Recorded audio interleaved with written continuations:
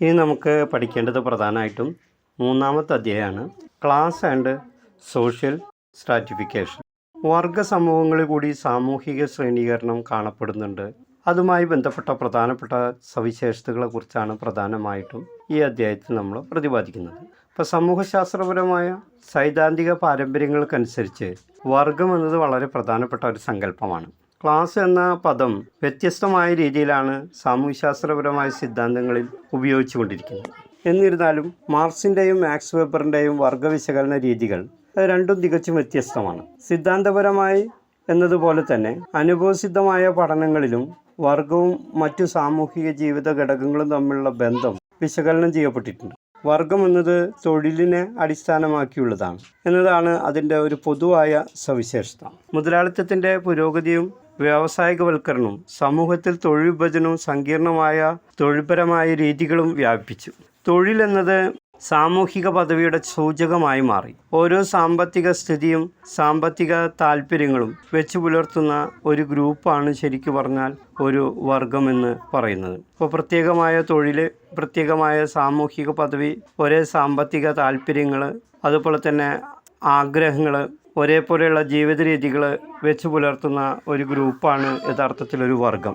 വർഗം എന്ന പദം വ്യാപകമായി ഉപയോഗിക്കാൻ തുടങ്ങിയത് 19ാം നൂറ്റാണ്ടിൻ്റെ ആദ്യ പാദത്തോടു കൂടിയാണ്. റാങ്ക്, ഓർഡർ എന്നീ പദങ്ങൾക്ക് പകരം ക്ലാസ് എന്ന പദം സാമൂഹിക പഠനങ്ങളിലും വിശകലനങ്ങളിലും ഇടം പിടിക്കാൻ തുടങ്ങി. ക്ലാസ് എന്ന പദത്തിൻ്റെ ഉപയോഗം പാശ്ചാത്യ യൂറോപ്യൻ സമൂഹത്തിൻ്റെ ഘടനാപരമായ മാറ്റത്തെയും വ്യാവസായിക രാഷ്ട്രീയ വിപ്ലവങ്ങളെയും തുറന്നു കാണിക്കുന്നതിനായി ഉപയോഗിക്കാനായിട്ട് തുടങ്ങി. ഫ്യൂഡലിസം അതിൻ്റെ ഭാഗമായുള്ള വ്യത്യാസങ്ങളും വേർതിരിവുകളും പതുക്കെ സമൂഹത്തിൽ അപ്രത്യക്ഷമാകാൻ തുടങ്ങി. പുതിയ സാമൂഹിക സംഘങ്ങൾ വളർന്നു വന്നു. അവർ വാണിജ്യ, വ്യാവസായിക, മുതലാളിത്ത ഉടമവർഗവും നഗരങ്ങളിലെ ഫാക്ടറികളിലെ തൊഴിലാളി വർഗവുമായി സമൂഹം രണ്ടു തരം വർഗങ്ങളുടെ ഒരു സങ്കരമായി മാറി. മറ്റൊന്ന്, വർഗ പദവി നിർണ്ണയിക്കുന്നത് സമ്പത്തിൻ്റെ അടിസ്ഥാനത്തിലാണ് എന്നുള്ളതാണ്. വർഗം എന്നത് ഒരു സാമ്പത്തിക സങ്കല്പമാണ്. ഉടമവർഗം എന്നാൽ ഉൽപ്പാദനോപാധികളുടെ ഉടമസ്ഥത ഉള്ള വർഗവും, തൊഴിലാളികൾ എന്ന് പറയുമ്പോൾ ഉൽപ്പാദനോപാധികളുടെ ഉടമസ്ഥത ഒന്നും തന്നെ ഇല്ലാത്ത സാധാരണക്കാരുമായിട്ട് മാറുന്നു. അവർ അവരുടെ വേതനത്തെ മാത്രം ആശ്രയിച്ച് ജീവിക്കുന്നവരാണ്. ഇനി class as a sociological category എന്നുള്ള രീതിയിൽ നമ്മൾ അതിനൊന്ന് വിശകലനം ചെയ്യേണ്ടതായിട്ട് ഉണ്ട്. ഇപ്പോൾ വർഗങ്ങളെ പ്രധാനമായിട്ടും 5 വിഭാഗങ്ങളായിട്ടാണ് തരംതിരിച്ചിരിക്കുന്നത്. ഇപ്പോൾ class as A subjective location, class as an objective position within distributions, class as a dimensions of the historical variations in system of inequality, class as a foundation of economic oppression and exploitation എന്നിങ്ങനെ 5 വിഭാഗങ്ങളായിട്ട് തരംതിരിച്ചിരിക്കുന്നു. ഈ ഓരോ വിഭാഗങ്ങളെക്കുറിച്ച് നമ്മൾ പ്രത്യേകമായിട്ട് അറിഞ്ഞിരിക്കേണ്ടത് ആവശ്യമാണ്. അപ്പോൾ അതിലാദ്യം നമ്മൾ class as A subjective location എന്നുള്ള കാര്യമാണ് പഠിക്കേണ്ടത്.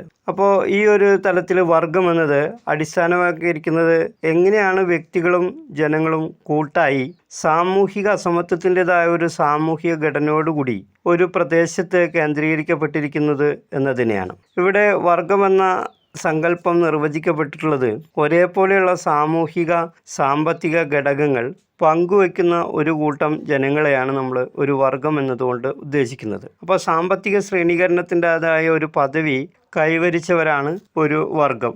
Upper class, middle class, lower class, upper class, above middle class എന്നൊക്കെ രീതിയിൽ നമ്മളതിനെ തരംതിരിക്കുന്നു. Class as an objective position within distribution എന്നുള്ള സങ്കല്പത്തിനകത്ത് പറയുന്നത് ഭൗതികമായ അസമത്വത്തിൻ്റെ അടിസ്ഥാനത്തിലുള്ള വർഗ പദവിയാണ്. ഇപ്പോൾ പ്രകൃതി വിഭവങ്ങളുടെയും ഭൗതിക വിഭവങ്ങളുടെയും വിതരണത്തിലുള്ള അസമത്വത്തെ അടിസ്ഥാനപ്പെടുത്തിയുള്ള വർഗ ശ്രേണീകരണം ഇതിൽ ഉൾപ്പെടുന്നു എന്നുള്ളത് തന്നെയാണ്. ഇവിടെ വർഗം എന്ന പദം നിർവചിച്ചിരിക്കുന്നത് സമ്പത്ത്, വരുമാനം, ഭൗതികമായ ജീവിത നിലവാരം എന്നിവയുടെ അടിസ്ഥാനത്തിലാണ് നമ്മൾ വർഗ പദവി നിർണ്ണയിക്കുന്നത്. ഉപരിവർഗം, മധ്യവർഗം, താഴ്ന്ന വർഗം എന്നൊക്കെ ഉദാഹരണമായിട്ട് എടുക്കാം. ഇതിൽ ഓരോ വർഗത്തിൻ്റെയും ജീവിത നിലവാരം, ആഡംബരം എന്നിവ വ്യത്യസ്തമാണ്. ഇപ്പോൾ വർഗം എന്നത് സാമ്പത്തിക പദവി അനുസരിച്ച് സമൂഹത്തെ ശ്രേണീകരിക്കുന്ന ഒരു സങ്കല്പമാണ്. ഇതിൽ upper class, upper middle class, middle class, lower middle class, lower class, under class ഇങ്ങനെ ഉൾപ്പെടുന്നു. ഇത്തരത്തിലുള്ള വർഗ